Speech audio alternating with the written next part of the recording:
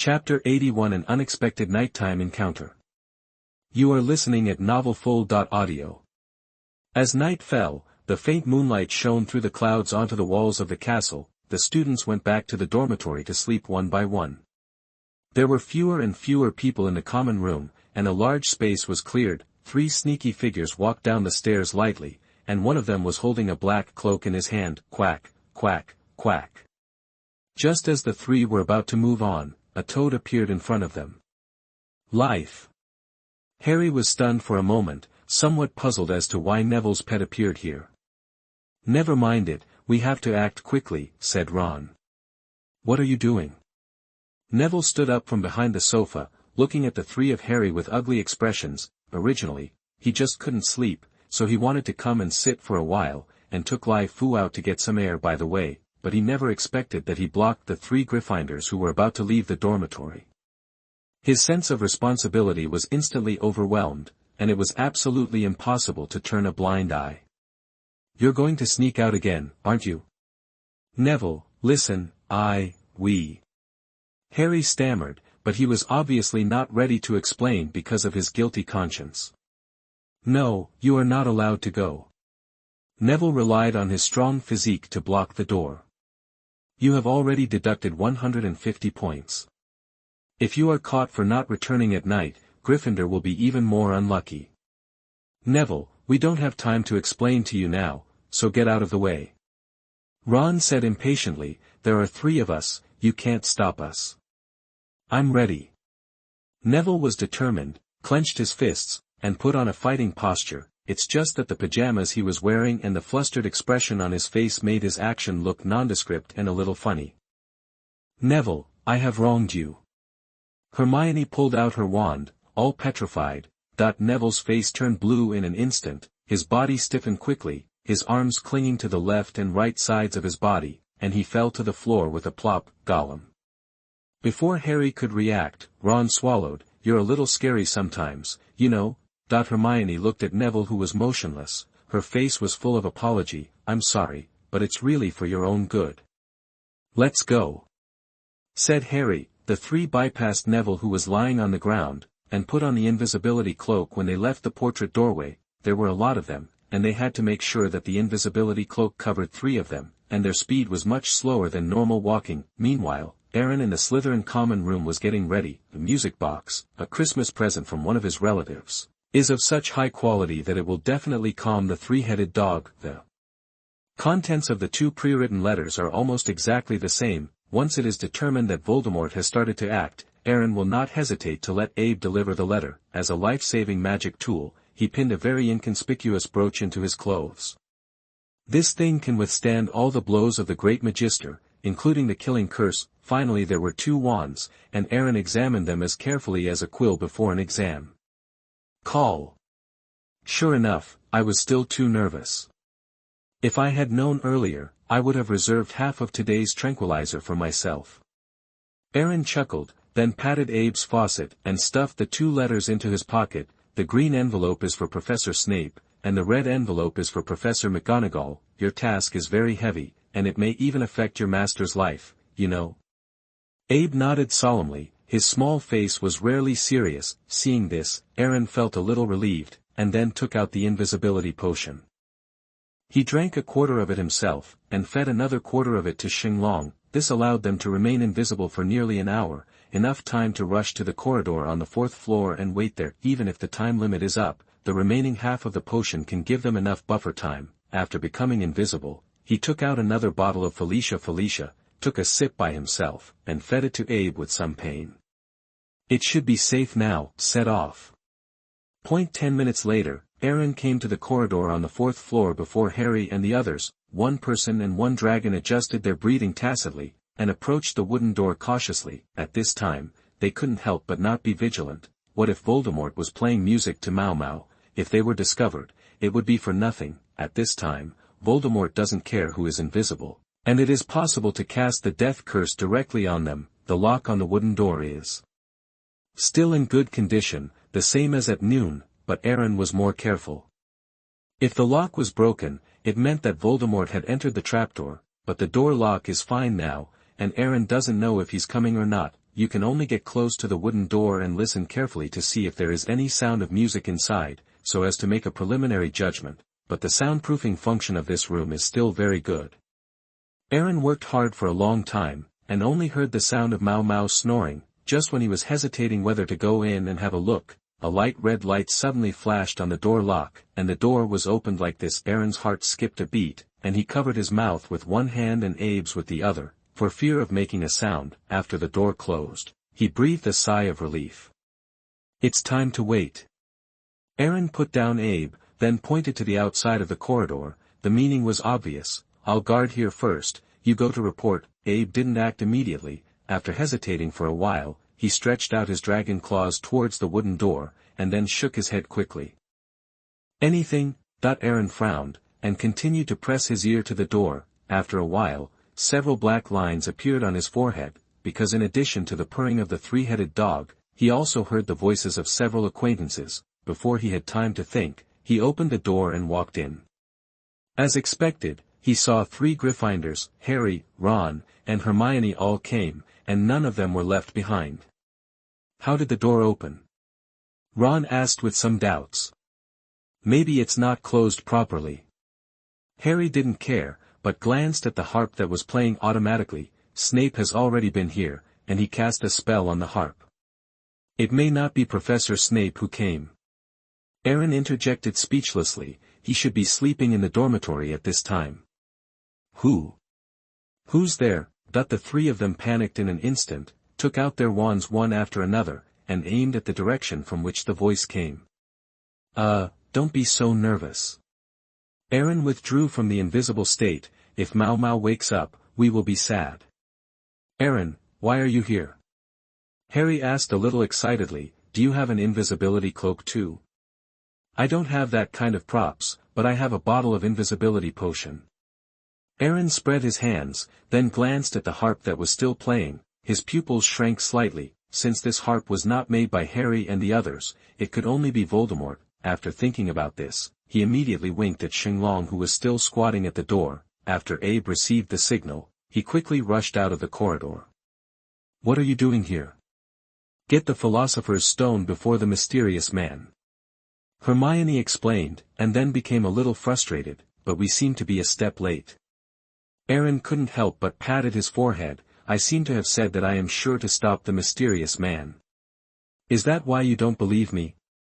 It's not that we don't trust you, it's just that we can't put the burden on you alone. Harry said seriously. He. Don't get me wrong, to state in advance, I stopped him for my purpose, but not for you. Never mind, since you are here, it means that you are a united front with us. Although it is a step late, there are still many organs under the trapdoor.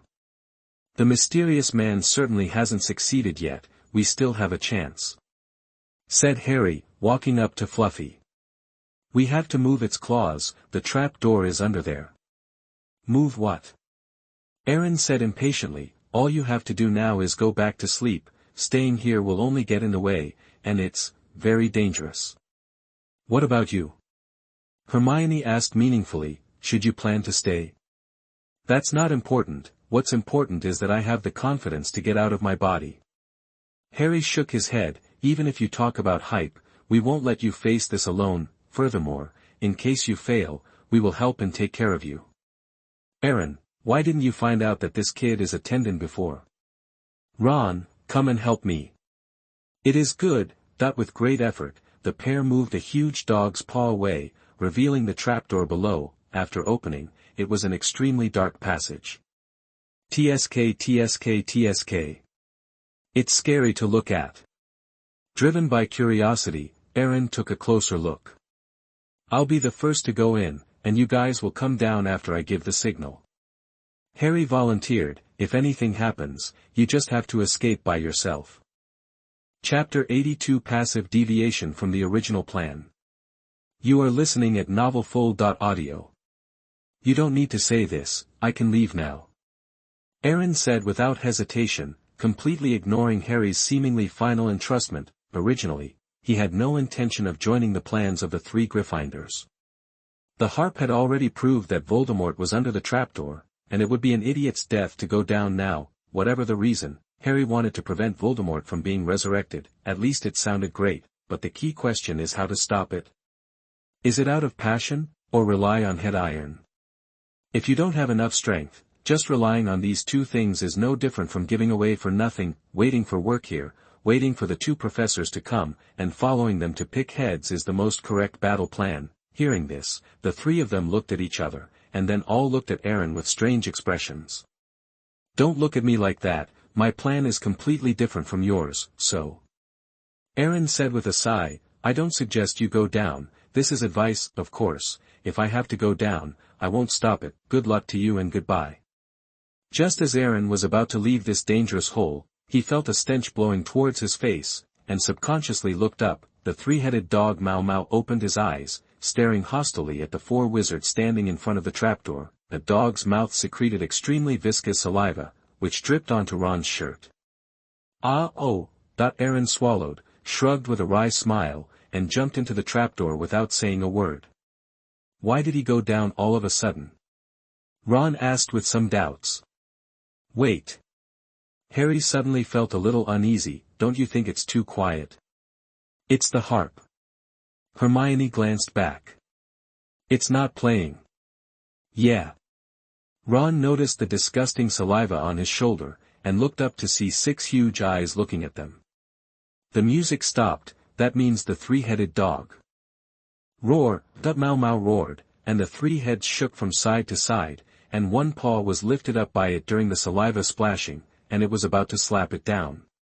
Jump off, Harry said hastily, flipping over and jumping into the trapdoor. Hermione and Ron followed closely behind, not daring to delay. In the next second, a huge and chaotic roar sounded, 2 rows of sharp teeth blocked the trapdoor, and saliva dripped from between the teeth as the dog barked.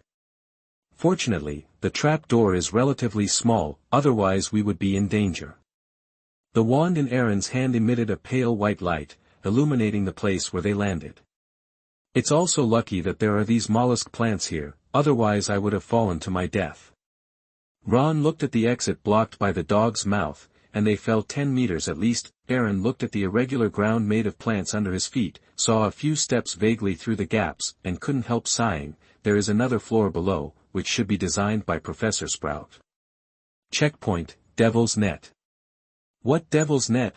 As soon as Harry finished asking, thick black vines wrapped around his legs. Before he could react, more vines wrapped around his limbs and neck, strangling him so that he couldn't breathe. The situation of Ron and Hermione is not much better, although they are not wrapped into dumplings, but they are almost the same. What should we do? Ron shouted anxiously. Don't move, take it easy. Hermione reminded loudly, I've read in books that the harder the struggle, the tighter the vines will be. Who can relax at this time? Ron said tearfully, we're fine, but Harry is going to be strangled to death. Trust me. Hermione noticed her body sinking, with a little confidence on her face. As long as you don't move, you'll be fine. Harry calmed down, and after a while he felt his neck relax a little, allowing him to breathe heavily. His body also slowly sank in the process of relaxing, and it was only a matter of time before he fell to the second floor. Ron couldn't calm down at all. The more vines he got, the more nervous he was, and the more nervous he was, the more vines. During the violent struggle, he fell into an endless loop. His mouth and nose were sealed by vines, and only his limbs were constantly twitching. Troublesome. Aaron patted his forehead, then waved his wand. The flames are raging. A mass of red flames appeared from the tip of the wand. Devil's Net, who likes the cold environment, sensed the increase in temperature, and quickly let go of several people, curling up in the dark corner of the wall. Thump. Several dull impact sounds sounded. Aaron supported the ground with one hand and landed heroically. Of the remaining 3, only Hermione was not in such a panic, while Harry and Ron fell to the ground with pain all over their bodies. That is to say, the distance between this layer and the Devil's Net above their heads is only 2 meters, otherwise it would not be as simple as pain. Actually, this kind of plant is more afraid of fire. It is more useful to set fire than to relax. Why didn't you use this spell earlier? Ron said with some complaints. Only he himself knows how much he has suffered. Difficulty in breathing is not terrible, what is terrible is that it is getting more and more difficult to breathe. Just now he seemed to vaguely see his grandfather waving to him, but just thinking of this scene made him feel cold sweat. I didn't know you would be so nervous. We all go with the flow and fall slowly, only you are about to suffocate. Besides, the devil's net is the property of the school, and I don't want to bear such a debt for no apparent reason.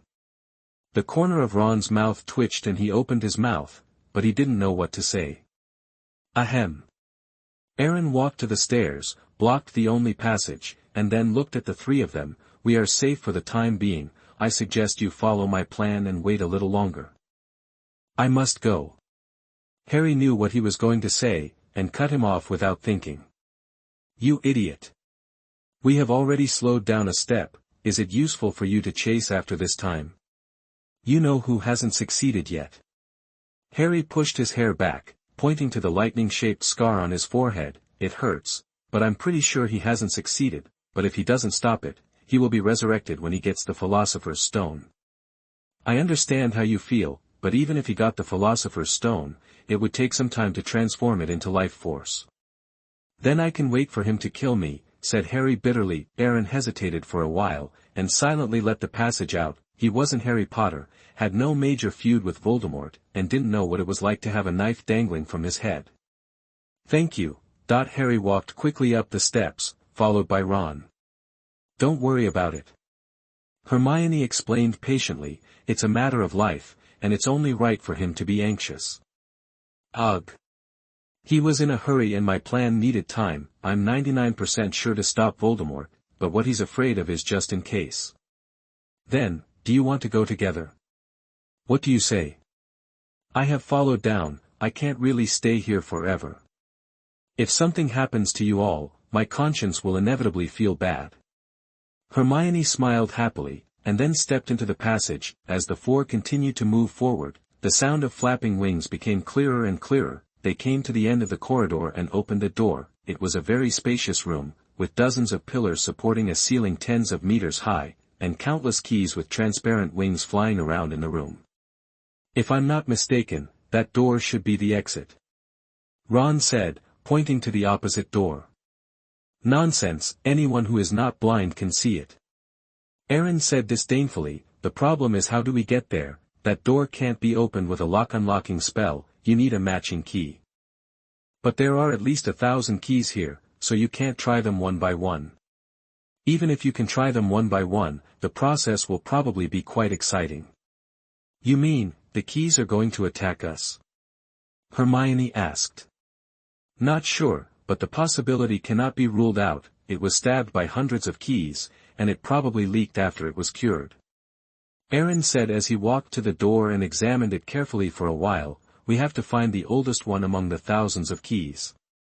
It should be easy to recognize, but it's not easy to grasp. After all, none of us have the magic spell to fly. At this time, Harry found a magic broom floating in mid-air. I guess I need to use this. Huh. Isn't this a little too simple? The golden snitch is much faster than these keys. As soon as Aaron finished speaking, Harry, Ron, and Hermione all looked at him eagerly. Hey. You don't want me to do it, do you? Of course it's you, said Ron. You're the best seeker at Hogwarts. Who else will you be? But I haven't touched a broomstick for a long time. No, Aaron, you can definitely do it. Harry encouraged, you are much better than me. All right, now that you've said that, I'll help you out as hard as I can, but only this time, not the next time. Aaron said with some fluttering, go to that door first and wait, ready to open the door at any time. None of the three raised any objections, and quickly walked to the door, leaving only a silver doorknob behind. Aaron took a deep breath, took out his wand, and pointed the tip at himself. Armor protection. Pale white light flashed, covering his body with an invisible transparent barrier, and his sense of security surged up instantly. Chapter 83. Don't find me after such exciting things. You are listening at novelfull.audio. The corner of Harry's mouth twitched slightly when he saw this scene. Although this is not an official competition, it always feels a bit awkward to cast a spell on yourself before getting on the broomstick. Hermione, have we learned this spell? It seems, not at all. I listened carefully to every class, but none of the professors taught the spell. This is a defensive enchantment of medium difficulty. If nothing else, you should have the opportunity to learn this spell in a few years. But you, how could you? Ron asked. Self-taught. Yaron said as he should. I went to the restricted area casually. Isn't it normal to learn 1 or 2 spells by myself? Can that teach us? Hermione looked at Aaron, expecting him to answer in the affirmative. Nonsense, of course, no. I don't have that kind of spare time, and it's still very difficult to learn this spell with your current mana reserves. If you really want to learn, go to Professor Flitwick next semester. After finishing speaking, Aaron grabbed the broomstick and rolled over. As soon as he got on the broom, thousands of keys started to stir violently, flying randomly around the room without any rules, and at a much faster speed. A large part of it revolves around Aaron on his broomstick, and the sound of wings beating is so dense that it is annoying. The few people guarding the door felt anxious for a while. It was not easy to find a key in this dense group of keys, but now it is several times more difficult. Aaron ignored the harassment of these keys, and kept looking for a different key in midair. There, Harry called, pointing to a key in the upper left corner. It must be it, with the missing wings, and much older than the other keys. Aaron's eyes lit up, and he immediately controlled the broom and chased after him. All of a sudden, all the brooms followed, forming a thick torrent of keys in the room, chasing Aaron closely. After flying around the pillars in the room for more than half a minute, Aaron was getting closer and closer to the old key. With the creak, he grabbed the correct key, but before he could relax, he felt his heart skip a beat. The sound of the flapping wings became sharper and harsher, and the remaining keys suddenly accelerated, and the aggressive tips were all aimed at Aaron, piercing them like arrows. Fuck. Aaron didn't know if the defensive spell cast by a senior magician like him could block so many arrows, but he dare not gamble. If I can't stop it, I will probably have to lie in a hospital bed for the whole summer vacation. Before he had time to think about it, he controlled the broom to dodge, while tearing off the 2 transparent wings of the old key in his hand, and threw it towards the 3 people below. It can't be blamed for his cruelty. If it had wings, this key could still fly. He didn't want to find it again in the group of keys whose danger level had increased several levels. Catch it, better go faster. Harry caught the key, turned quickly, inserted it into the lock, and gave it a hard twist. Click. The door opened, and the 3 of them got in immediately. Seeing this, Aaron controlled the broom to hover in the sky for a while, and then descended rapidly. As soon as he passed through the exit, the 3 of them closed the door decisively. Boom, boom, boom. Countless knocking sounds came through the wooden door. It was the sound of keys being nailed to the door, which was particularly dense. Aaron couldn't help swallowing. He didn't think his flesh and blood body could be harder than wood, although there is a magic spell to protect the body, but after so many hits, the consequences are really hard to say. Exciting. But don't look for me for such exciting things in the future. The 3 nodded in unison, and then walked to the next room. After opening the door, the inside was pitch black, except for an aisle that was densely packed with stone statues. I don't like it here, not at all. Hermione said nervously. It's almost like a cemetery, said Harry. Now that I know I'm afraid, why did I go earlier? But I can be sure that this is definitely not a cemetery, unless Hogwarts doesn't want to drive down. Ghosts and graves are completely different things in the world of wizards. Aaron rolled his eyes, then took out his wand and muttered, luminescent light flashes. A bright light shone from the end of the wand, illuminating the darkness in the room. Huge black and white chess pieces appeared in front of the 4 of them, and they suddenly walked up to a chessboard. Opposite is a white piece, this side is a black piece. This is the chessboard, wizard chess. Ron took a step forward, and 4 rows of flames appeared on the 4 sides of the chessboard, illuminating the room brightly. It is clear, only by winning this game of chess can we pass, but the disadvantage here is relatively large, and we are short of 2 pieces. Aaron pointed to the 2 vacancies at the corners of the chessboard, a bishop and a castle. Can't you just go through it? Harry asked. There's no key to that door. You are really smart. Aaron gave him a smile, and walked slowly to the white chess. just as he was about to pass through the chess pieces, a row of white pawns drew out their long knives one after another, blocking the road tightly. Aaron retreated immediately, leaving the board where the white pieces were, and the pawns took the sword back again. See, do you think the professors are free and want to make the level more gorgeous? Just pretend I didn't say it. Harry sneered, but how do you play this game of chess? It's simple, white has one more knight than black. As long as one person mounts a horse and acts as a knight, the chess game can be started. Aaron said, I'm not interested in this kind of chess, so don't count on me. Hearing this, both Harry and Hermione looked at Ron, and among them only Ron played well. Leave it to me. Ron couldn't help swallowing as he looked at the horse's back hanging empty at the black chess. What about the remaining bishops and castles? Harry asked, do we also need to be pawns? This shouldn't be used. As long as the chess is decent, you can win without these two pieces. After all, our opponents don't know how to think, and they simply regard capturing chess pieces as their goal, and their level should not be much higher. The two looked at Ron again, their eyes full of hope.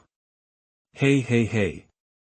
Don't look at me like that. White's level is not much higher, and my level is not necessarily very strong. I can fight without one or two pawns, but with two generals, let me go please, I don't have that ability. That means we still have to fill in the positions of the two black pieces. Harry said solemnly, Aaron, look. Come on, the spirit is with you. Aaron said directly, and then exited the chessboard on his own. Don't you? The corner of Harry's mouth twitched, feeling very speechless in his heart. Hermione and Ron were also a little dumbfounded. They withdrew before making arrangements, making sure they weren't joking. Don't worry about it, that's great. Not this. Stop, Harry, I know what you want to say, but I don't want to be a pawn, let alone a pawn on this chessboard. What do you mean? Although I am not as good as you in learning, I can still be considered a master in magician chess. As long as I complete the chess pieces, the possibility of winning is still very high. Is it? Then I ask you, a master, to protect them well. Aaron said meaningfully, this is a serious wizard's game. You don't think those white pawns' knives are made of foam, do you? That if you win, it's okay, but if you lose, your life may be in danger. I declare in advance that I am not afraid, otherwise I would not come to the trap door alone at night, and I would not help you in the previous level. If it really comes to the time when I have to work hard, my consciousness will definitely not be lower than yours. But I really can't do it if I put my destiny in the hands of others, not to mention that I and this person are far from the point where life and death intersect. Hearing this, Ron turned his head and glanced at Baichi, and couldn't help but fell silent. Let's go. Ron, this level is only up to you. Just in case. No chance, I have no choice, and we have already reached this point, we can't just give up like this. Said Harry, patted him on the shoulder, and walked to the bishop's place. I believe in you too. Hermione said solemnly, but you must be serious, and you can't make any mistakes. After speaking, she walked to the other corner of the chessboard and filled the position of the castle. Ron's nose was a little sore. Aaron will not talk about it, he is Slytherin, and he was not in the plan for tonight, and it can be said that he has done his best to help them to this point, but Harry and Hermione chose to trust him despite knowing the danger, which really touched him. Ron took a deep breath and climbed onto Black Chess's horse as a knight. If he had to go all out this time, even if he lost, he still couldn't risk the two special black chess pieces of Harry and Hermione. And many more. Just as he was about to start the chess game, Aaron outside the chessboard suddenly stopped him. What happened? Armor protection, armor protection, armor protection. Aaron released 3 spells on the 3 of them in a row, and then spread his hands. I can only do so much. With this spell, even if those knives are really cut down, they can resist some damage, and there will be no fear of life. Chapter 84 The Power Beyond the Chessboard. You are listening at novelfull.audio. Thank you, it was a great help. Ron said with a sigh of relief, and Harry and Hermione were also slightly relieved. In this potentially life-threatening chess game, what they need most is a sense of security, and this spell can just give them a certain amount of protection. Okay, I'm going to start. Wait. Aaron hesitated for a moment, and took out the Felicity elixir. Even if I'm unlucky this time, if each of you takes a sip, there should be nothing left. What's this? Harry asked. I seem to have seen it somewhere. Hermione thought thoughtfully. Didn't you drink it when you were dueling with the man in black in the Forbidden Forest? Felix elixir, just one sip can improve a person's luck. The iron armor curse can protect you from being killed in one hit, and this bottle of potion may cause you to suffer a minor injury at most. Originally, I didn't intend to take it out, but after all, we came together, so I can't just watch you reduce your staff. Aaron said righteously, and then threw the bottle to Hermione. I only have one request. Never, never, never. Don't worry. Ron patted his chest, and interrupted him confidently, with the iron armor curse and the Felicity elixir, we'll be fine. Nonsense, but that's not what I'm going to say. You mustn't touch your lips. I took a sip before I acted tonight. I'm a mentally clean freak. Ron, the three looked at each other, then nodded. Hermione looked up first, poured a small portion of Felicia into her mouth, and handed the bottle to Harry. After Harry did so, it was Ron. He drank the last potion in one gulp, and threw the bottle on the floor in the corner with pride, and the sound of glass shattering suddenly sounded. Go to war. That the rule of magician's chess is that white moves first, and after the signal of start war, a white pawn automatically moves forward 2 squares. Ron pointed to a black pawn on the edge, and tentatively said, black moves to square d5. As soon as it stopped, the white pawn in front pulled out its knife and chopped it down without the slightest hesitation. The black pawn was instantly shattered, and the stone splashed on the chessboard, shocking the hearts of the three. TSK. I've already said that this is a real magician's game, so what's the point of probing it? Aaron shook his head speechlessly. It's all right now. The opponent took a pawn. The chess game that was already not dominant has become even worse. Ron. Harry couldn't help reminding, no matter how lucky we are in this game, we will all die. Don't worry, I'm sure I can win the game without a single pawn. However, as the game progressed, his confidence became weaker and weaker. Although relying on human wisdom, Ron forcibly turned the advantage to the black side, but when the black was captured, the white's performance was too cruel, and he had to find a way to ensure that Harry and Hermione live. Chess is not harmed at all, and every move is a huge pressure. Boom. Boom. Boom. The sound of the stone statue shattering could not be heard, and the number of black and white chess pieces on the chessboard continued to decrease, leaving less than half, and the broken stones almost paved half of the room. At this moment, the only chess pieces on the chessboard that could affect the victory were the white king, the white queen, and the 3 living black pieces of Harry, Hermione, and Ron. 3 against 2. The situation is quite obvious. As long as the white queen, whose main purpose is to capture pieces, is held back, any black piece can checkmate the white king, but this is wizard chess, and they need to decide who will face the stone statue of the white queen. Wait a minute, Harry said suddenly. It seems you understand, Harry. Ron pursed his lips. I have to be eaten. No. X2. This is a game of chess, and there is always sacrifice. Do you still want to prevent the mysterious man from getting the Philosopher's Stone? No, there's always another way, said Hermione. But if you wait any longer, the Philosopher's Stone will be taken away. Ron paled and smiled forcedly. I'll be fine. Don't forget, I still have a protective spell on me, and I also drank Felicia. But look at these broken chess pieces. Is one of them intact? You can't make fun of your life. Hermione said anxiously, by the way, Aaron must have a way. She turned her head anxiously and looked carefully for a while before realizing that Aaron was dozing in the corner, and the corner of his mouth twitched. Aaron, wake up, don't sleep. Huh? Finished? Aaron opened his eyes and stood up from the hard floor. Hey! This scene is really tragic enough. Although I am not interested in this game, it is obvious that black has won. But we scored a point and one person distracted the white queen. Harry's face was ugly. It means that one of you will enjoy the treatment of these eaten chess pieces. Aaron looked at the gravel everywhere and said with emotion, fortunately, I am not on the chessboard.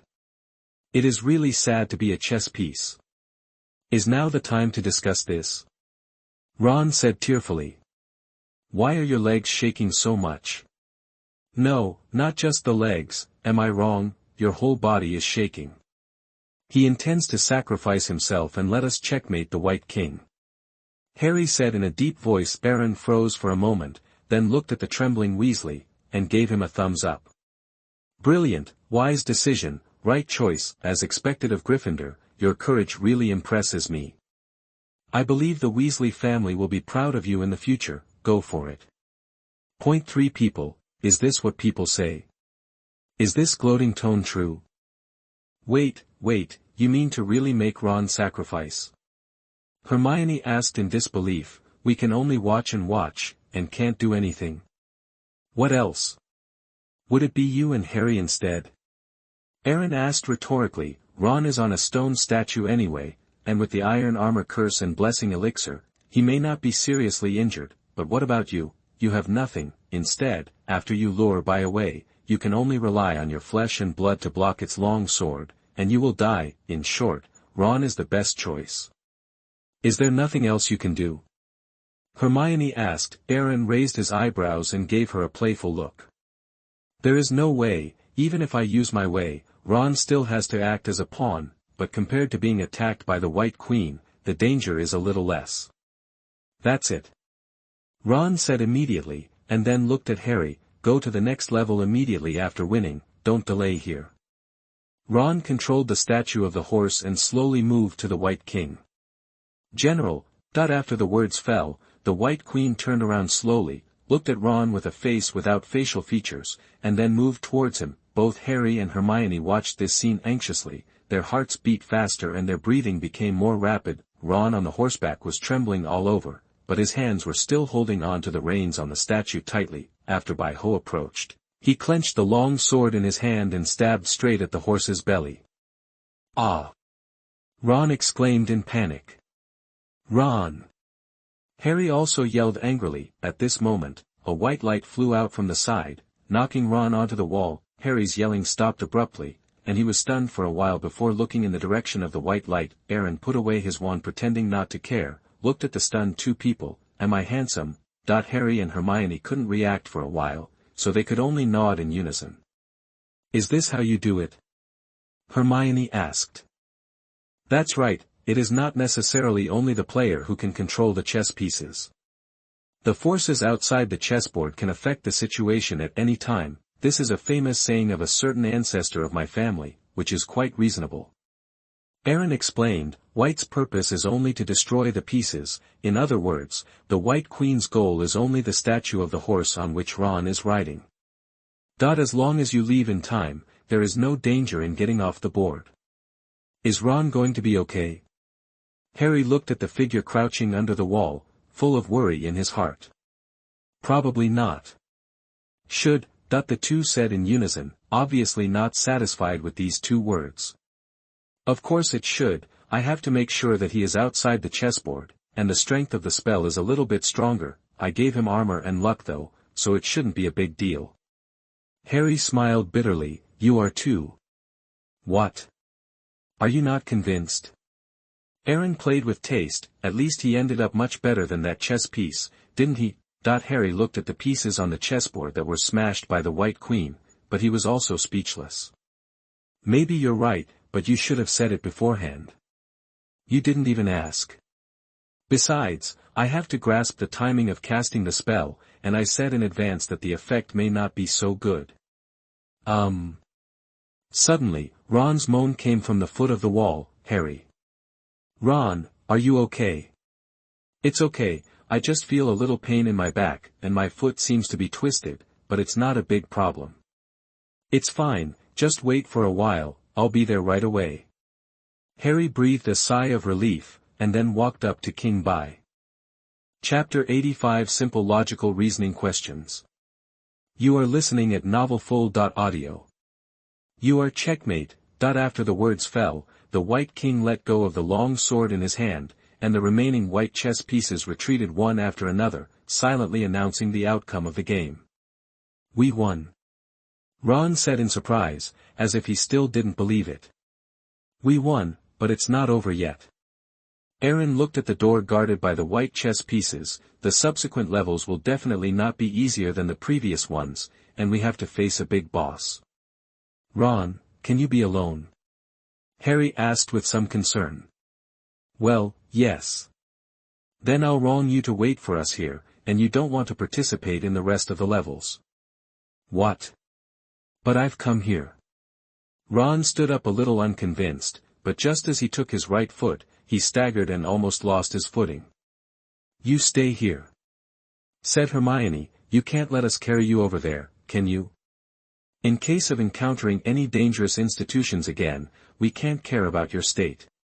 You don't want to implicate us either. Aaron made up the knife very bluntly. Ron opened his mouth and was silent for a while, before lying on the spot reluctantly. Lie flat, but not rotten. There is nothing you can do, although I don't want to admit it. He is indeed a burden to the team now, commonly known as a drag. If it's normal, it's fine. At most 1 point will be deducted for delaying the legs, but at this time, delaying the legs will obviously make the rest of the people more dangerous. A wise decision. Aaron chuckled, and then moved on to the next level. Hermione and Harry gave Ron an apologetic look, and followed Aaron into the next door. Pushing open the door, a stench came in. The three see familiar magical creatures, trolls, but this troll was a little more miserable than the one they saw on Halloween. It lay motionless on the floor with a large lump on its head. Great, it looks like we won't have to fight trolls, said Harry. Aaron rolled his eyes. Actually, you can think so too. The guy who came in first was very powerful, and he defeated a giant monster in a flash. Harry's expression froze, but after thinking about it, he thought it was a matter of course. If he was mediocre, how could he have the courage to come to Hogwarts to steal things? Let's get out of here first, Hermione said, covering her mouth and nose. If you stay any longer, you will suffocate. The three immediately bypassed the giant monster and pushed open the next door. There is no magic here, just a table with 7 bottles of various shapes. This level should be designed by Professor Snape. Aaron said thoughtfully, isn't it to prepare potions? If so, I suggest that I turn around and go back immediately, because it was very time-consuming, and the mysterious man had already succeeded when the potion was prepared. Harry took a deep breath and took a step forward. In an instant, purple flames blocked the door, and black flames shot up from the next door. Beautiful. Aaron's eyes twitched. As expected of Professor Snape, he really doesn't leave any retreat. Now I have to. Hermione shrugged, then walked to the table, picked up a piece of parchment on it, and read out, danger ahead, safety behind. 2 of us can help you. Drink them down. 1 will lead you forward and 1 will send you back to where you came from. 2 contained nettle wine, and 3 were killers, waiting in line. Choose, unless you wish to stay here forever. We also provide 4 clues to help you choose. First, no matter how cunningly the poisons hide, they stand to the left of the nettle wine. Second, the contents of the bottles on the left and right are different, and if you want to move forward, none of them will be useful to you. Thirdly, you will find that the bottles are of different sizes, and there is no death hidden in giants and dwarfs. Fourth, the second on the left and the second on the right, although the appearance is different, the taste is the same. After Hermione finished reading, her eyes glowed with confidence. This is not magic, it's logical reasoning. It's wonderful. As expected of Professor Snape, a wizard who can't reason is afraid that he will be trapped here forever. Don't get too excited, I don't want us to be trapped here. What are you thinking about? This kind of logic problem can be solved in less than half a minute. If it is to prepare potions, maybe there will be some labor gains, but this is really a bit speechless. Half a minute? Hermione froze for a moment, then turned to look at the 7 bottles. Are you kidding me? It will take me a minute or 2 at the fastest to sort them out. Harry stood aside silently, trying to suppress his presence as much as possible. Is he the only one who thinks this level is difficult to get out of the sky? Or is there really such a big difference between the world of a top student and a scumbag? It's nothing difficult. The most important thing to do this kind of question is to analyze step by step. Aaron walked to the table, took a brief sniff, and pointed to the second bottle on the left and the second bottle on the right. It tastes the same. Professor Snape is really rich. This kind of nettle wine is rare in the market, at least for 20 years, the first one on the left is the poison, as for the second, the 3 bottles of poison are mixed in the third, fourth, and fifth bottles. The bottle on the far right is not poison, not nettle wine, but it won't help us move forward, so of course it will send us away, and it's the big bottle, which is the giant. And the smallest bottle in the middle is the dwarf, which helps us move on. After finishing speaking, Aaron spread his hands. It takes less than 20 seconds, how easy it is. Harry and Ron stared at him dumbfounded, speechless in surprise. Surely you want the bottle to go through black flames, don't you, Harry? Yes. Harry nodded solemnly. Very good. Aaron looked at Hermione again, and handed the large bottle to her. Drink it, go out, and return the same way. But what do you do? I'll go. Said Harry, this little bottle only has 1 mouthful, maybe less than 1 mouthful, and it should only be enough for 1 person to pass through. Aaron, you go back with Hermione, and then send a message to Dumbledore asking him to come save us. This matter has nothing to do with you. I tried my best to delay Snape, but it may not be too long. Idiot. Aaron said disdainfully, I only agree to let Hermione go back, and I am against everything else. Why? Harry asked suspiciously. First of all, the person inside is definitely not Professor Snape, I've said it countless times, but you always have to be preconceived. Secondly, send a letter to Dumbledore at this time. When he comes back, I guess he can only collect your body. The most important thing is, I thought of everything you thought of, and I thought of everything you didn't think of. Aaron said and saw that Harry's eyes became more confused, and sighed speechlessly. Forget it, I can't explain it clearly to you, you just need to understand one thing, I have my reasons for preventing the mysterious man from being resurrected, and it has nothing to do with me. Was it the one in the Forbidden Forest? Hermione asked tentatively. After all, in the Forbidden Forest back then, the man in black was very interested in Aaron, and would rather give up the blood of the unicorn to catch him. Chasing him might not be enough to describe it. If Hagrid hadn't come in time, the consequences might have been serious. Forbidden Forest. Several question marks flashed above Aaron's head. Yes, that was the time, the most embarrassing moment in my life. If I don't get back on the spot, I will be in a panic. But... Harry swallowed. How are you going to stop him? If it wasn't Snape, it could only be you-know-who. I have this scar on my head, maybe it can turn evil into good fortune. How about you? Don't worry about it, he can't bear to kill me. Hermione nodded, deeply convinced. It's true. Well, even so, he can arrest you. He didn't have this chance.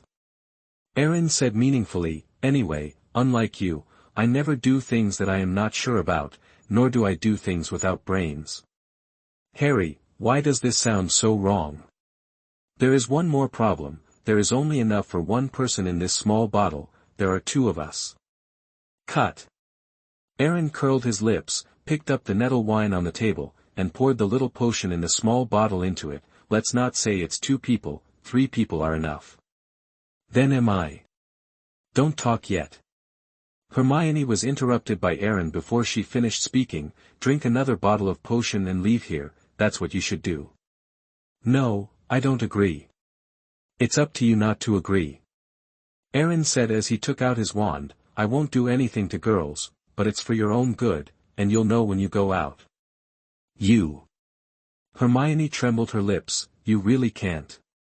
No, don't even think about it, there is no need to discuss this matter. Hermione sighed slightly, glared at Aaron with her red eyes, then picked up the bulging bottle and took a swig. Chapter 86. This mirror is not quite right. You are listening at novelfull.audio. After drinking the potion in the small bottle, Harry and Aaron only felt cold all over their bodies, but the effect was obviously good. When they passed through the layer of black flames, they didn't feel anything, as if the flames didn't exist. The 2 walked through a long corridor and came to the last room. There is no mechanism here, only a mirror of Ariste, and there is a person standing in front of this mirror, but it wasn't Professor Snape, nor the mysterious man, but the teacher of defense against the dark arts, Professor Quirrell. Through the reflection of the mirror, Harry saw the face of the person whose back was facing them, and opened his mouth in shock. It's you. No, that couldn't be, it was Snape, he was. How many times have I told you? Aaron shook his head speechlessly. It's not Professor Snape, it's not Professor Snape, you never believed it. Well now, facts speak louder than words, you can't believe it. Professor Quirrell turned around, with a cold face that was absolutely unmatched in peacetime. I didn't expect that. I actually met you here, Potter. What I didn't expect was that there was a surprise, Aaron Gaius. Ah. Should I feel honored at this time? After all, not everyone can get into Voldemort's sight. Voldemort? Harry froze for a moment, then looked at Professor Quirrell in astonishment. You said he was Voldemort? Of course not, Professor Quirrell is just a poor possessed creature, but it should be voluntary. Although the Dark Lord is lingering, it is undeniable that he has great resources and can bestow what ordinary people most desire: money, life, knowledge, power, or power.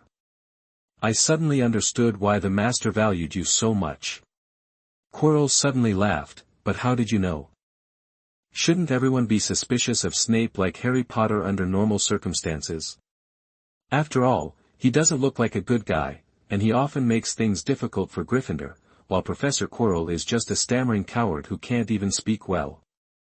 I have raised a magical animal, which is particularly sensitive to certain cold and dark atmospheres. You hide it well, but you are too weak, which inevitably reveals a flaw. It was a defense against the dark arts class, and my pet was keenly aware of something repulsive to it. At first, I didn't pay attention to it, but I happened to find the flash of killing intent in your eyes. Compared to my peers, I am quite knowledgeable, but the look in your eyes still makes me feel creepy. Just imagine. How could a person who is obedient and stutters and trembles when he speaks, have that kind of look in his eyes? You have definitely killed people, and more than one. I've been suspicious of you ever since. Clap clap clap.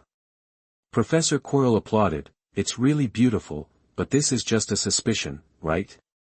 It's doubtful, but that look alone is enough for me to conclude that you are not a good person. In addition, after the Forbidden Forest incident, Professor Snape and Professor Dumbledore approached me successively, but it can be said that they were all for official business, and there were certain reasons. Only you, the professor of the Defense Against the Dark Arts class, you actually want to leave me to talk alone, and the reason is to guide me in my studies. Is this reasonable? Quirrell said with an ugly face. Isn't it common for teachers to give more preference to outstanding students? That's reasonable, but at that point you'd already been labeled a bad guy by me. I just injured the black-robed man in the Forbidden Forest, and the college professor who has almost no contact with me usually wants to guide me. It's hard not to let people think about it.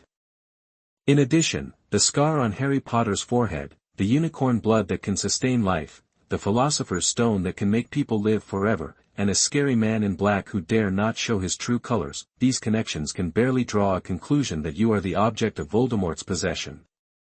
Hearing this, Professor Quirrell lowered his head sullenly and remained silent. Harry pursed his lips, and at the same time he felt that everything became clear.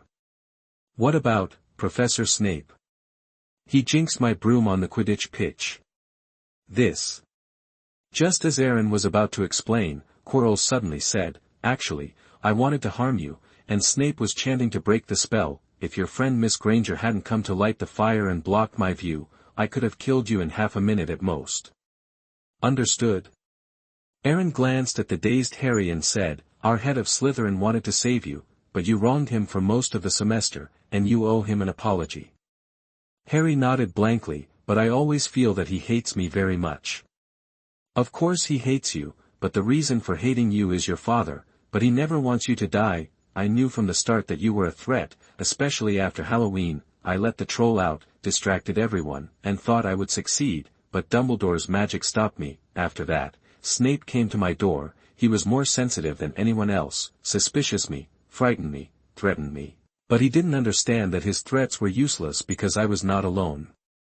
Professor Quirrell turned around and looked at the mirror of Eriste, his eyes full of greed. What is this mirror for? I saw my desire. I dedicated the Philosopher's Stone to my master, but how did I get it? What you see may not be true. Aaron spread his hands. This level was designed by Dumbledore. He is old and mature, and his wisdom will definitely not be simple. Humph.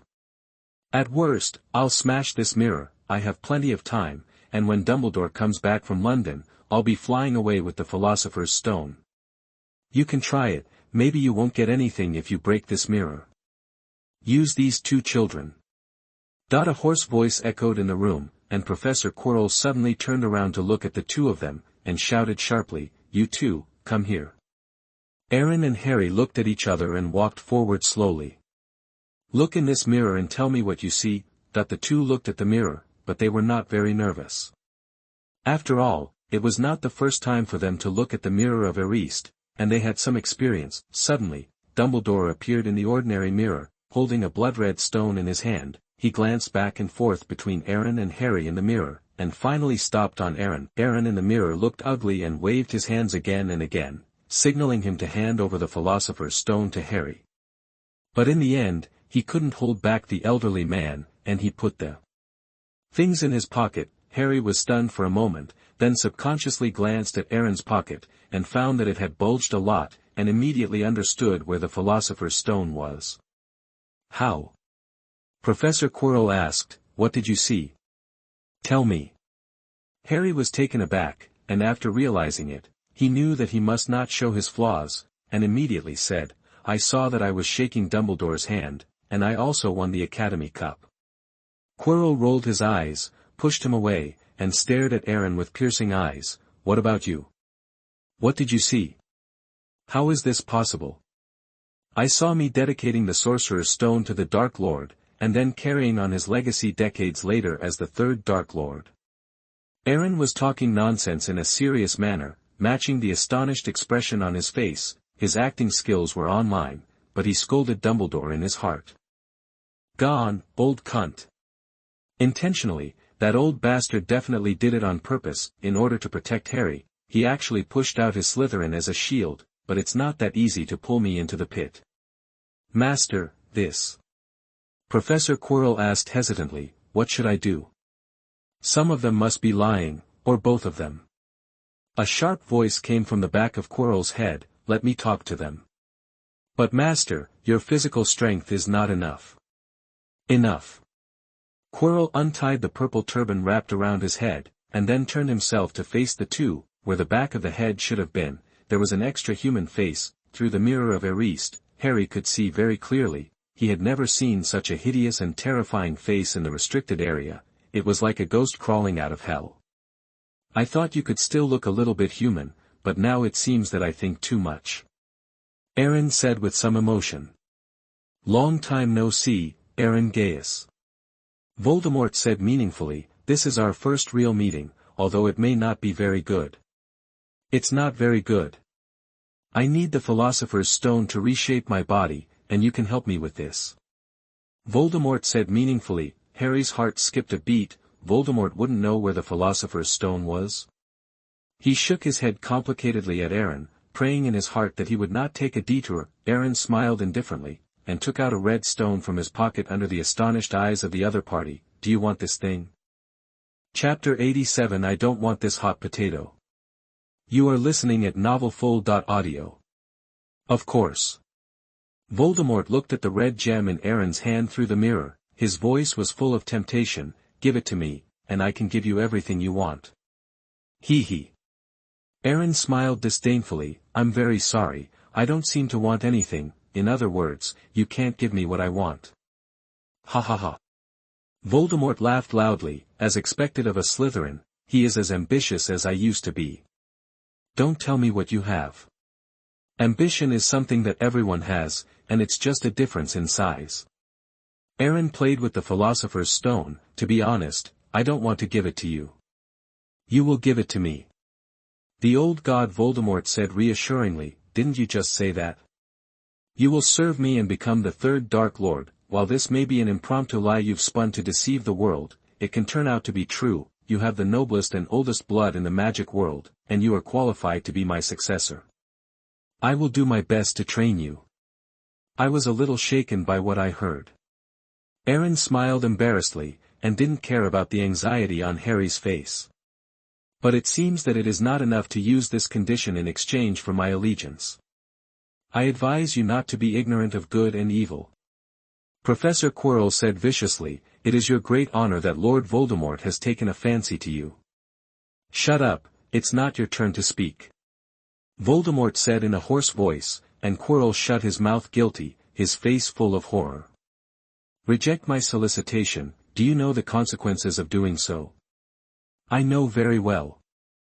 After a few seconds of silence, Voldemort smiled again on his hideous face. "Sure enough, you are very similar to me back then, and you do have the ability to refuse my solicitation. I have studied the 4 hermit families, and the results are shocking and unimaginable. Your family has existed since the beginning of the magical age, no, perhaps longer, even a pure-blood family has its glory and decline, but your family seems to have been developing steadily, and even the several grand wars that have swept across the entire magic world for thousands of years have not been able to affect you. But these few families who hardly care about the big and small affairs of the magic world have huge privileges, but no one questioned it. It seems that you should enjoy these powers for granted." "That's because we never abuse those privileges," Aaron said primly. "Never." "Humph. Let's save this kind of nonsense to deceive others." Voldemort sneered, "I will figure it out sooner or later, but now, give me the Philosopher's Stone." "Didn't I say that?" "I don't want to give you something," Aaron said meaningfully, then turned to look at Harry, and put the Philosopher's Stone in Harry Potter's hand in front of Voldemort. Why? Harry held the Philosopher's Stone, but was extremely at a loss. "Dumbledore chose you, and he hoped that you could protect the Philosopher's Stone.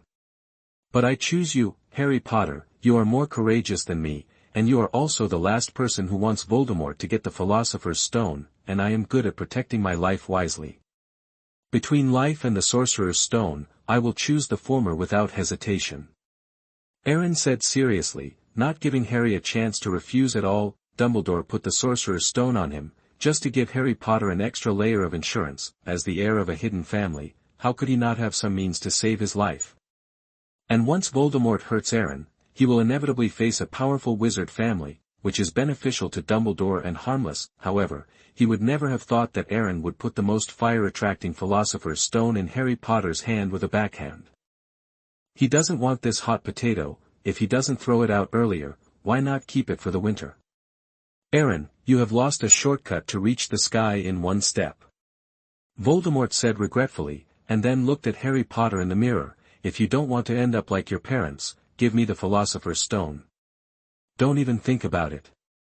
Harry staggered back a few steps, and only when Voldemort's gaze focused on him did he realize how difficult it was to talk to Voldemort on an equal footing like Aaron. "Like your parents, they were as brave as you. He would rather die than submit, but he died anyway. Give me the Philosopher's Stone, and I promise not to kill you, and I can even bring your parents back from the dead. Harry, don't let your mother die for you." Harry hesitated for a moment, then sprinted for the stairs. "Catch him!" cried Voldemort. Professor Quirrell immediately stretched out his right hand, but when he was about to cast a spell hit his arm, terminating his spell. "Run! You must run as hard as you can!" Aaron shouted. "I will buy you a little time, but it will not exceed 10 seconds. Tears welled up in Harry's eyes. He looked back and rushed out of the room without hesitation. "Do you think he can run?" Voldemort asked coldly. "You should know how long these checkpoints are." "Who knows?" Aaron spread his hands, and when he saw Quirrell took out his wand, he immediately became vigilant. "I don't think you should waste time on me at this time. He can't run. After cleaning you up, I will kill Harry Potter, and then give the Sorcerer's Stone to my master. There is more than enough time. Leave him alive, just teach him a little lesson." Voldemort reminded. "If he dies, we'll be in a lot of trouble. It's not good for us to deal with that family for the time being." "Yes, master." Wait. Aaron said hastily, "I never fight a battle that I'm not sure of. You should have time to go after Harry now." "What do you mean?" Voldemort leaned forward and switched his face to Quirrell's. "You'd better explain it clearly, otherwise you won't be teaching yourself a lesson." "Actually, I asked Abe to notify Hagrid before I came, and he should be here by the time." "The giant?" Voldemort sneered dismissively. "Unless Dumbledore comes back from London, I'm not afraid of anyone at Hogwarts. Of course, with your ability, even if you meet the professor of the academy, you can escape unscathed, but that's a normal situation. Your current state is not much better. Completely controlling Quirrell's body consumes your almost exhausted vitality. How long can it last? It's enough to take down a giant. That's true, but Hagrid is smarter than anyone else when he should be smarter, and he wouldn't just stay where he is and wait for the Dark Lord to go out and kill him. With his help, it doesn't seem too difficult to take Harry Potter on the run. Voldemort froze for a moment, and quickly cast a curse on Aaron's forehead. Emerald green light flashed. Aaron rolled his eyes, and fell to the ground very cooperatively. Voldemort quickly switched his face to the back of Quirrell's head. Hurry up, Harry Potter must not escape. Yes, my master. Quirrell immediately rushed towards the stairs. After he left, Aaron, who was lying on the ground, opened his eyes quickly, with a vague smile still hanging on the corner of his mouth. It can be regarded as fooling away, but the next good show has just begun. He rubbed his forehead, and took out a brooch from his clothes, which was covered with dense cracks. This one-time magic armor is obviously unusable. Dark Lord, he has a big name, but his heart is a little too small. Aaron looked at the brooch with some distress. He was really reluctant to use the props that could resist the killing curse just like that.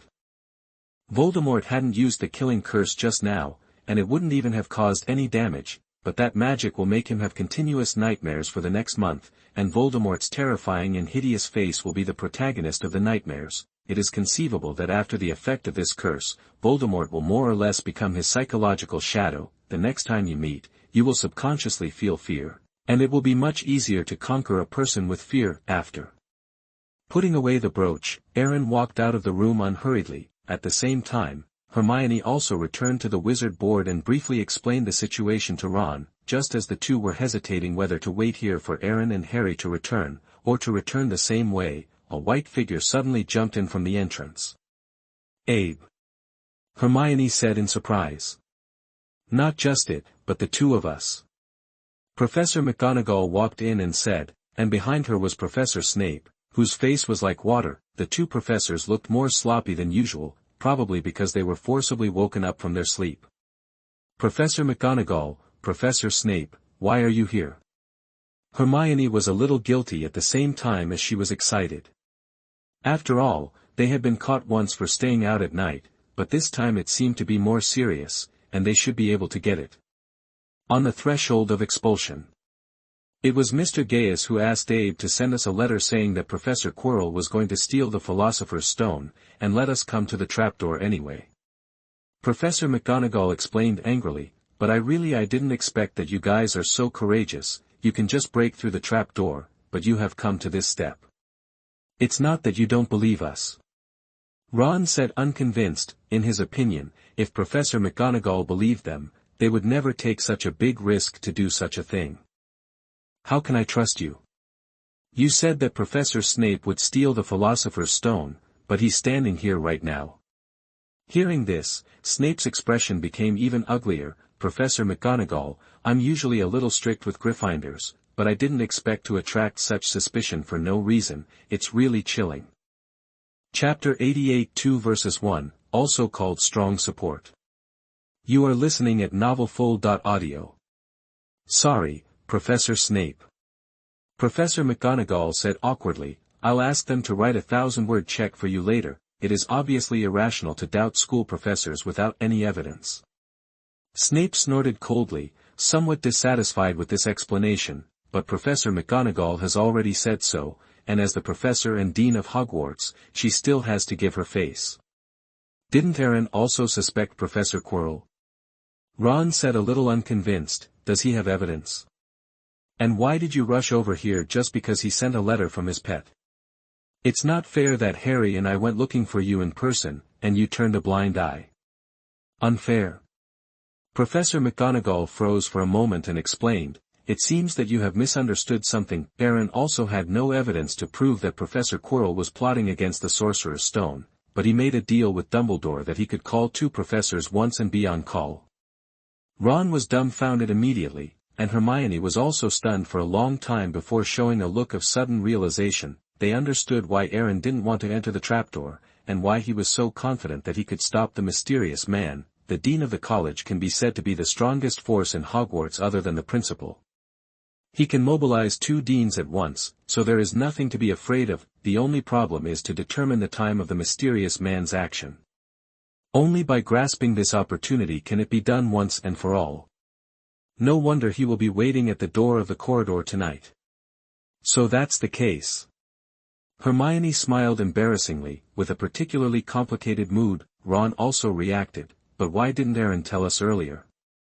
In this way, we don't have to enter the trapdoor, and we don't have to go through so many complicated levels. Will it work?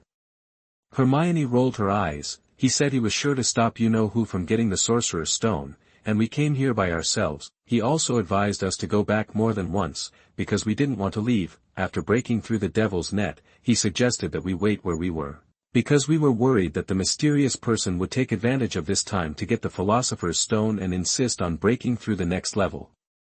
The corner of Ron's mouth twitched, as if it was true. It was they who insisted on entering the pit, and Aaron stopped him, but instead of stopping him, he was dragged in by them instead. Does that mean we came here for nothing? It's not in vain. You will let Gryffindor's few scores drop by another notch. Professor Snape said coldly. What? Hermione and Ron's heart suddenly became cold, and they couldn't accept it. They have already deducted 150 points from Gryffindor, which is already a historical record. If there is another round, it will really be embarrassing. Don't listen to his nonsense. At least your original intentions are good. Professor McGonagall comforted. If someone really wants to steal the Philosopher's Stone, then your actions tonight are not only not at fault, but have credit. That's okay. Ron breathed a sigh of relief. But why Professor Quirrell? Hermione asked. He doesn't look like a bold person either.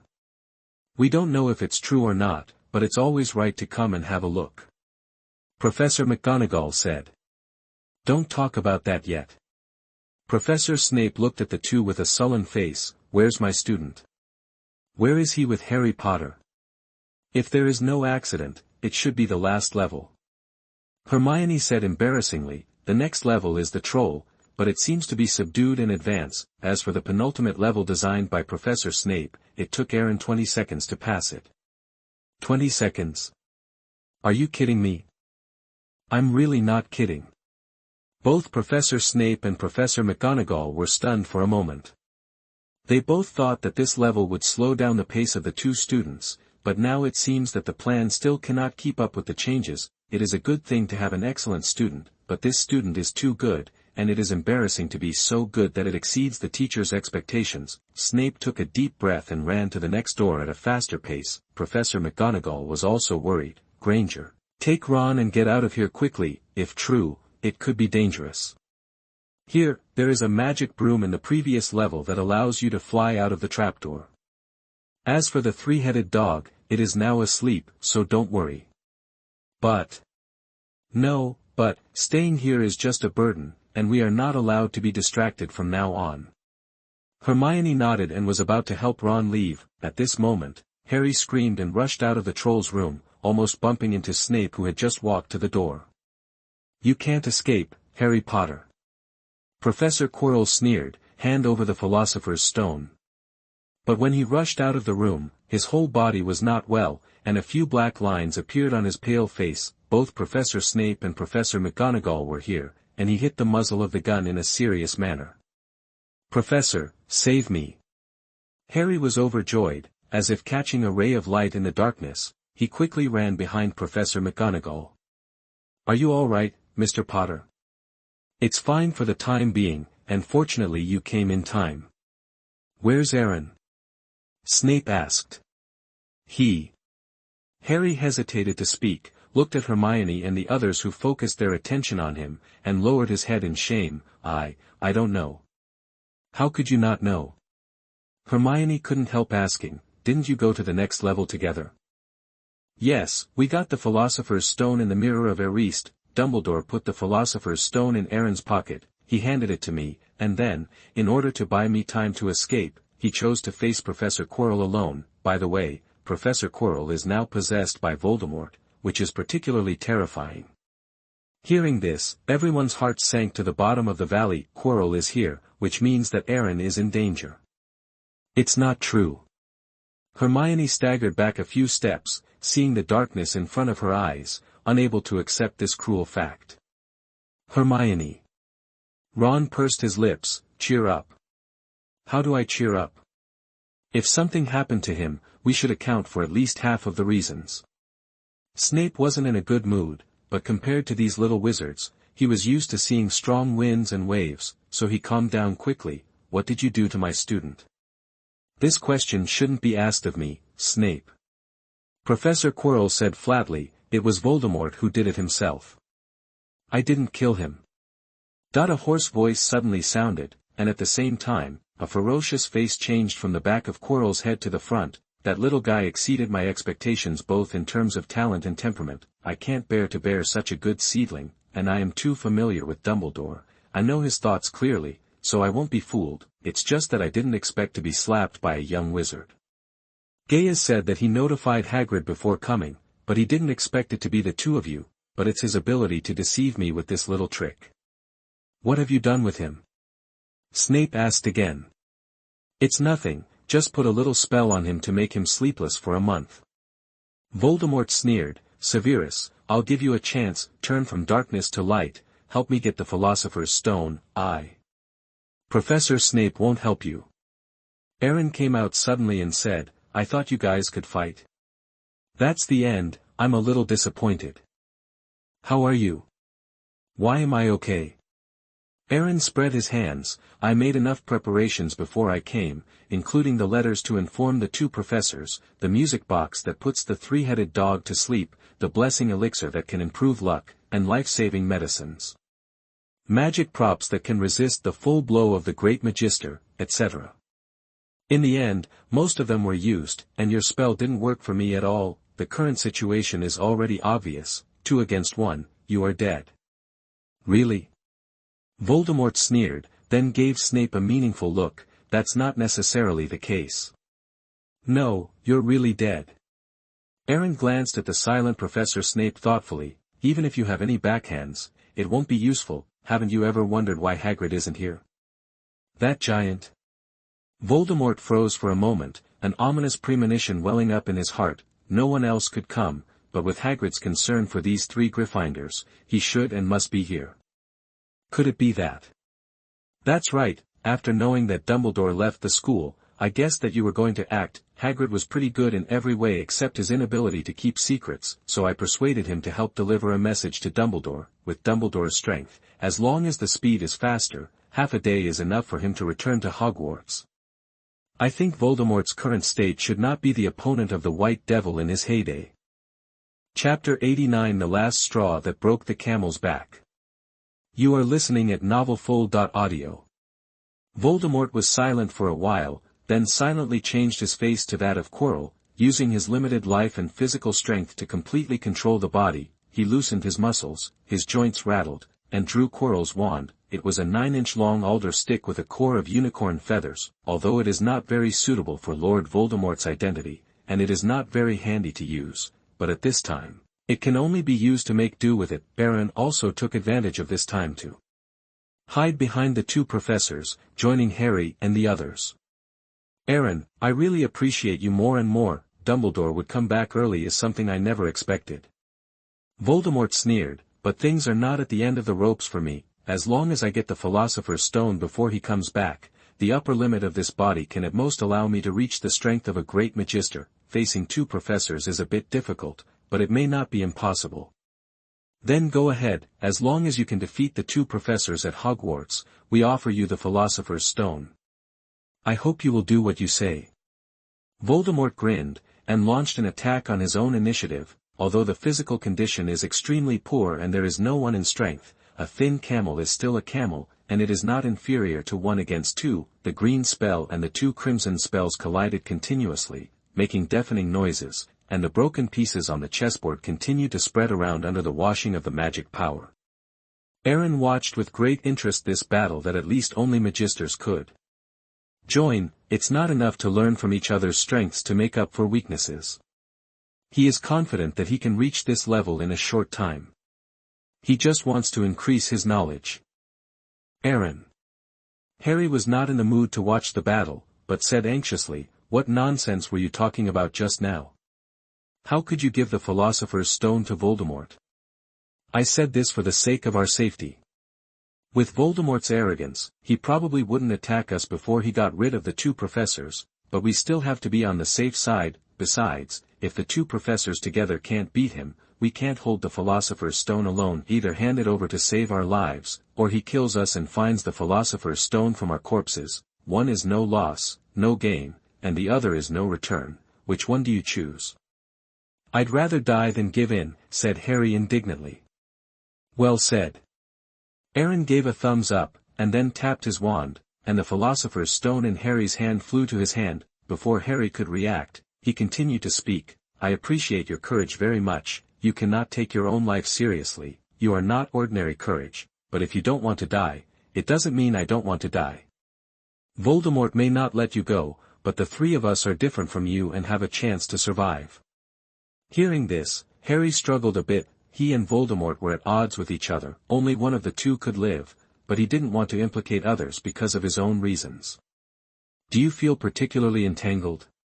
Seeing his complicated face, Aaron joked, "I admit that you have a sense of justice and are a well-deserved Gryffindor, but I must warn you that not taking your own life seriously is not bravery, it is just pure recklessness. Only by living can there be a chance to come back, and if you die, there will be nothing left. I am different from you. Unless it is absolutely necessary, I will not go all out, let alone hit a stone with a pebble. If you want to show your ambition by death, then go by yourself, don't take me with you." "How about we run now?" Hermione suggested. "Agreed, we should have left here long ago." Ron added, "As long as Dumbledore returns, all problems will be fine." Aha! What a great idea, but a friendly reminder, you must be extra careful when you go, and you must be fast, but this is a bit difficult for us. After all, there is still a wounded here. "You mean Voldemort might not let us go?" Hermione said grimly.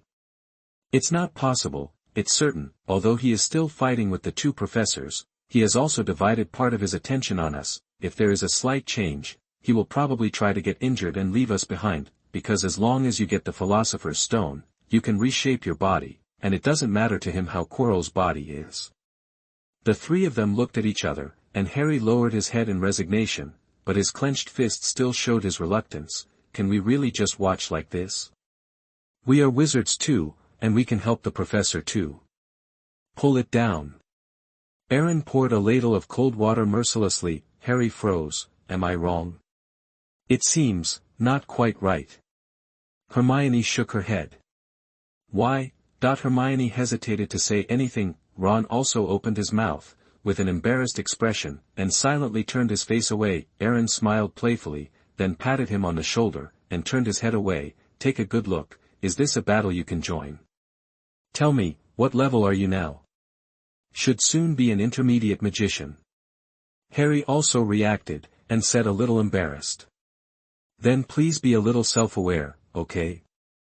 At your level, even a sneak attack from behind probably won't be of much use, let alone there is no chance of a sneak attack now. In the battle between the three of them, you three wizards who don't even master offensive spells are just cannon fodder, and the aftermath of the spell can knock you out." "What about you?" Harry asked expectantly. "Me?" Aaron smiled self-deprecatingly. "I'm a little better than you, just a bigger cannon fodder." "That means we can only watch here?" Hermione asked unwillingly. "No."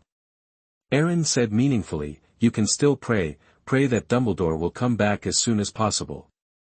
After finishing speaking, Aaron just found a place to sit and continued to pay attention to the wizard duel on the chessboard. At this point, Professor McGonagall and Professor Snape were a little overwhelmed. After all, the opponent is the famous Dark Lord. Although his strength is greatly reduced now, if he recklessly squeezes his life and fights desperately, then his opponent will have to work hard to have a chance of winning. But the problem is that neither Professor McGonagall nor Professor Snape dared to risk their lives at this time. If they were the only ones, they might still have the courage to fight, and at worst they would lose their lives, but there were four little wizards behind them, and the two of them had to reserve some strength to make some plans, at least they had to have the strength to protect these students. Voldemort laughed triumphantly, chanted an obscure incantation, and with a wave of his wand, he shot a deadly dark green light.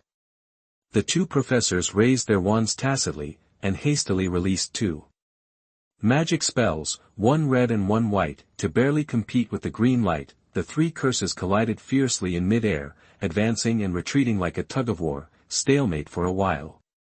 Cough cough. Voldemort suddenly looked ferocious, coughed up a mouthful of black blood, and the green light was immediately suppressed by two red and white beams. He immediately adjusted his state, suppressed the injury, increased the strength of the magic power delivered to the wand, and pushed the magic spell back to its previous position. The stalemate continued, and the green curse gradually gained the upper hand, at the cost of Quirrell's body aging at a speed visible to the naked eye. The two professors were not feeling well either. Their faces were pale and their foreheads were covered with cold sweat. "It's almost there," Aaron murmured and stood up. "What's the matter?" Harry asked, puzzled. "The time has come when we can be the straw that breaks the camel's back," Aaron said. Hearing this, Voldemort couldn't help laughing. "You can try it.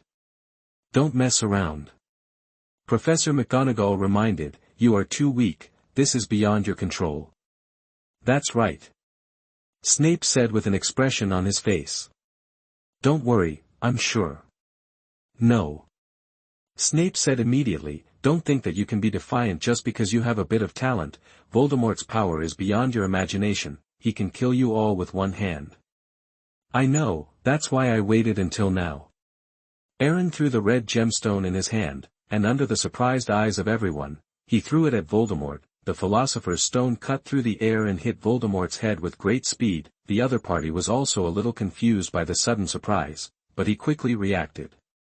While the corner of his mouth was raised, he controlled the wand with one hand to resist the two professors, and quickly opened the other hand. The speed of the Philosopher's Stone slowed down instantly, and it flew towards Voldemort's palm. "That's how you do it." The corners of Harry's mouth twitched. "It sucks. Is it too late for us to escape now?" Ron asked anxiously. "Don't worry, let the Philosopher's Stone fly for a while." The voice fell, and there was a roar from the ceiling. A white shadow swooped down, and just as Voldemort was about to grab the Philosopher's Stone, a paw slapped him hard on the back. Chapter 90: The Impulse to Grab the Head. You are listening at novelfull.audio. Boom!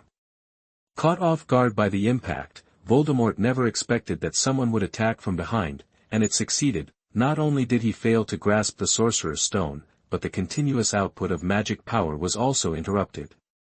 The curse of the two professors instantly overwhelmed Voldemort's killing curse and hit him. "What?" Voldemort let out a scream, and the pain made him tremble all over. The one who screamed with him was the face of Quirrell, who had been replaced on the back of his head, but he was much more miserable than Voldemort, with a hideous face and bleeding from his mouth and nose. Voldemort just experienced the pain for a while, and then his state dropped a few levels again, and he could abandon this body at any time. But Professor Quirrell, who is the owner of the body, will be accompanied by such irreversible damage until death. "Master, I'm about. I can't hold on any longer." Professor Quirrell spoke incoherently and intermittently, exactly the same as his usual disguise, but this time it's not a pretense, it's real. "Shut up, you bastard. Fortunately, you are still behind, and you didn't even notice the sneak attack." Voldemort cursed angrily, and then turned his attention to the figure that was attacking him. Not only him, but everyone looked at the white figure hovering in midair in astonishment. "Is that a dragon?" Hermione murmured. "It should be." Ron swallowed. "My brother sent some photos before, and it looks similar to some juvenile dragons, but this is too cool. I'm sure not even Charlie has ever seen a whiter, more divine dragon than a unicorn. Come over." Aaron beckoned, and the young dragon in midair flew down. During the fall, its body shrunk rapidly and turned into the appearance of Abe, with a bright red gemstone dangling from its mouth. "Okay, well done. When you go back, you will be rewarded with a turkey." Aaron patted its faucet, and then took the Philosopher's Stone off. "It's you." Voldemort saw Abe, and thought of being kicked by it in the Forbidden Forest, he was furious and wanted to kill him immediately, but now he is injured more and more, and his condition can no longer be described as poor. Quirrell's body has entered a countdown to decay. No matter how much he hates, he is powerless to retaliate, and after calming down, he is also a little curious about this dragon. In the wizarding world, dragons are the pinnacle of magical creatures, powerful but rare, but this is not to say that there is no chance to see it, but it is the first time he has seen a dragon that has never appeared before and can freely control its size, and it is definitely the only one. Isn't that it? Doesn't it look familiar? Aaron teased, I thought I didn't need Abe to make a move, but your strength forced me to do so. Fortunately, I succeeded.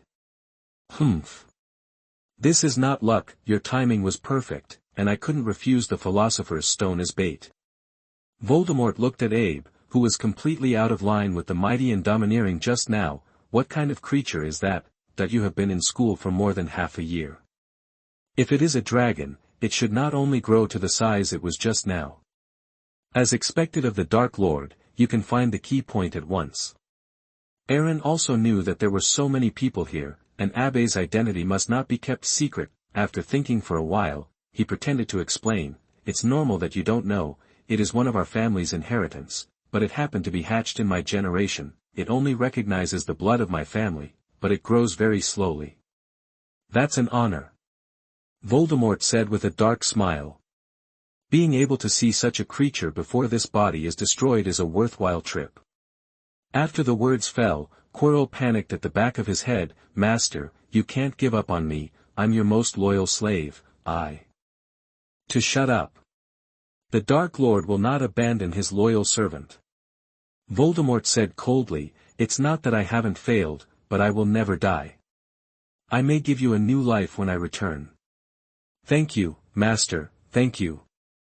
Quirrell was grateful, but closed his eyes after a while. The back of his head also turned into black particles after he closed his eyes and dissipated into the air, leaving only the front half of the head controlled by Voldemort. Hiss! How miserable! Aaron gasped, and the three of Harry opened their mouths in shock. Professor McGonagall and Professor Snape were relatively calm. Leverage. Death was just a relief to him. It was an honor for Quirinus Quirrell to lay down his life for the great Dark Lord. Voldemort said lightly, when you surrender to me in the future, you may agree with this will. Aaron, gone. Huge gift crab, even at this time, don't let me go, how can I be able to make the Dark Lord miss you so much? Actually, Harry Potter is better than me, and it is impossible for me to submit to you, so, you better focus on him. The corner of Harry's mouth twitched suddenly, and he stared blankly at Aaron with extremely resentful eyes.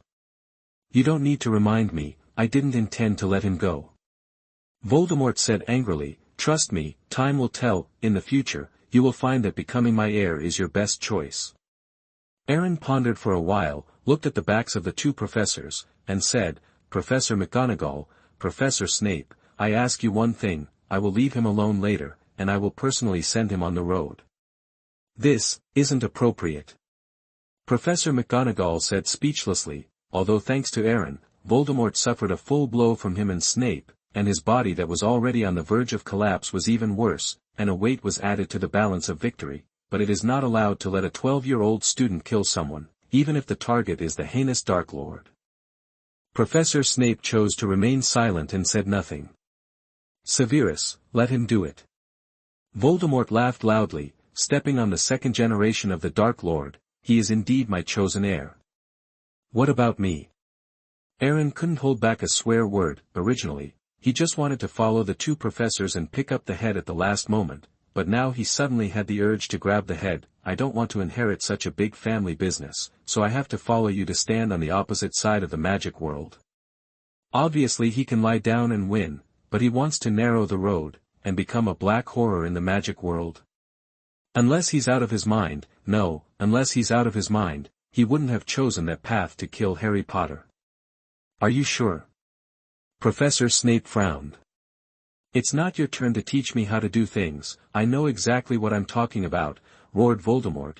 Harry Potter spent his parents' lives to become a celebrity in the wizarding world, but he won my approval with his faith, wisdom and courage. Understood. Snape, I don't approve of that. Aaron is just a 12-year-old kid. Professor McGonagall, he doesn't have much time. Snape said flatly, Voldemort is a hero in the wizarding world after all, and we should respect his wishes before he died, and, that's what Aaron meant too. No, he is also my student, and he shouldn't be exposed to these things at a young age. Don't forget his origin, it might be a good thing for him to be exposed to these things earlier. Professor McGonagall retorted speechlessly. Sooner or later, Voldemort would make a comeback. At that time, the entire wizarding world would be in turmoil. Those well-known wizard families were the ones he wanted to subdue. Aaron is the only heir to the Gaius family, and sooner or later he will face this. Have you discussed it? Voldemort asked a little impatiently. Let's start now.